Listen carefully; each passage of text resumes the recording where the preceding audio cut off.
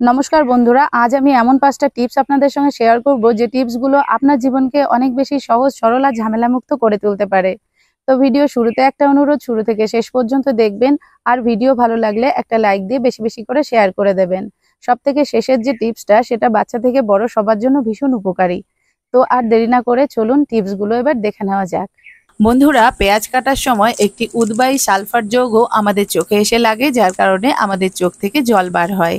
তো আমরা পেঁয়াজ কাটার সময় যদি একটি জ্বলন্ত মোমবাতি কাছে রেখে পেঁয়াজ কাটি, তাহলে আমাদের চোখ আর জ্বলবে না, কারণ এই জ্বলন্ত মোমবাতি কিন্তু এই উদ্বায়ী সালফার যৌগকে শুষে নেবে, তারপর আমাদের চোখ জ্বলার হাত থেকে রক্ষা করবে। তাই পেঁয়াজ কাটার সময় একটি জ্বলন্ত মোমবাতি পাশে রেখে পেঁয়াজ কাটুন, দেখবেন চোখ জ্বলার হাত থেকে আপনি রেহাই পাবেন।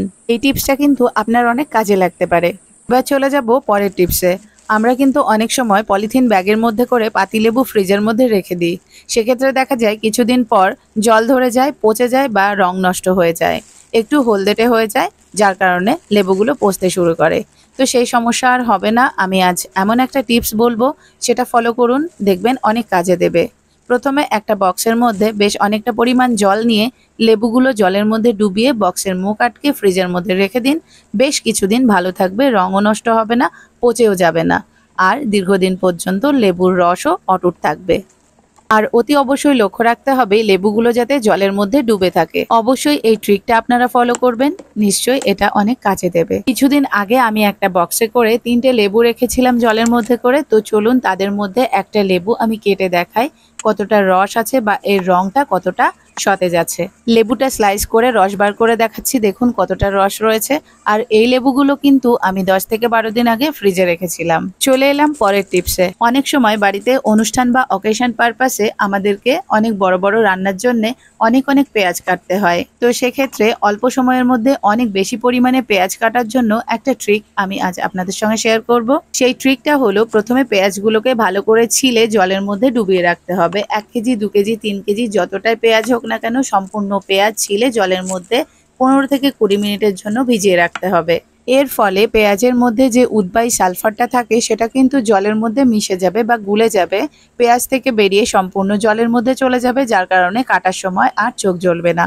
আর পেঁয়াজগুলোও কিন্তু অনেক নমনীয় হয়ে যাবে, যার কারণে খুব সহজে তাড়াতাড়ি কাটাও হয়ে যাবে। এই পেঁয়াজগুলোকে ছিলে আমি 10 থেকে 15 মিনিট জলের মধ্যে রেখেছিলাম, দেখুন জলটা কতটা কালো হয়ে গেছে। চলে এলাম পরের টিপসে। মাংস রান্নার সময় মাংসটাকে যখন কষে নেওয়া হয়, অনেক ক্ষেত্রে দেখা যায় মশলাগুলো নিচে লেগে যায় এবং সেগুলো পুড়ে যেতে থাকে। তাতে করে মাংস রান্নার স্বাদ কিন্তু অনেকটাই খারাপ হয়ে যায়। এই দেখুন কতটা নিচে লেগে গেছে এবং এগুলো পোড়া পোড়া হয়ে যাচ্ছে। তো চলুন কিভাবে এগুলো ছাড়িয়ে নিই বা এই মশলাগুলো আমি কড়াইয়ের নিচে থেকে ছাড়িয়ে নিই সেটা বলে দিচ্ছি। কড়াইয়ের নিচে লেগে যাওয়া মশলাগুলোকে ছাড়িয়ে নেওয়ার জন্য 2 থেকে 3 মিনিটের জন্য গ্যাসের ফ্লেমটা অফ করে দিয়ে ওপর থেকে স্টিলের ঢাকনা বা লিড দিয়ে ঢাকা দিয়ে 2 থেকে 3 মিনিট রেখে দিলেই কড়াইয়ের নিচ থেকে সহজেই মশলাগুলো ছেড়ে আসবে।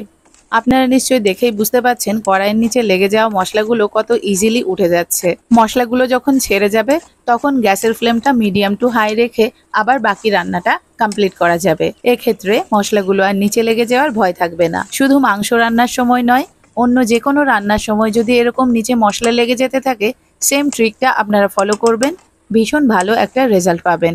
চলে এলাম আজকের ভিডিওর একদম শেষ পর্যায়ে। বন্ধুরা, বাচ্চারা অনেক সময় স্কুল ইউনিফর্মে চুইংগাম বা বাবুল গাম লাগিয়ে আনে, যেটা তুলতে গিয়ে একদম নাজেহাল হতে হয়। এই সমস্যার সমাধানে সুন্দর একটা ট্রিক আপনারা দেখে নিন। 1 টুকরো বরফ নিয়ে লেগে থাকা চুইংগাম বা বাবুল গামের ওপর সুন্দর করে ঘষতে হবে। এর ফলে চুইংগাম বা বাবুল গামটা শক্ত হয়ে খুব সহজে জামা কাপড় ছেড়ে উঠে আসবে। চুইংগামটা উঠে আসার পরও যদি কিছুটা অংশ লেগে থাকে, তারপর আবার বরফ ঘষে হাত দিয়ে রাব করলে বা একটু ঘষে ফেললেই সম্পূর্ণটা উঠে যাবে। বাচ্চারা কিন্তু অনেক সময় বড়দের গায়ে বা চুলেও লাগিয়ে দেয়, সেক্ষেত্রেও আপনারা এই ট্রিকটা ফলো করতে পারেন, সেটাতেও সেম রেজাল্টই পাবেন। আশা করি ট্রিকগুলো আপনাদের ভালো লেগেছে। তো বন্ধুরা, কেমন লাগলো আমার আজকের টিপস ভিডিওটা? ভিডিও ভালো লাগলে একটা লাইক দিয়ে বেশি বেশি করে শেয়ার করে দেবেন।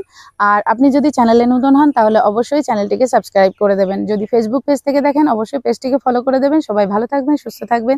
Thank you so much.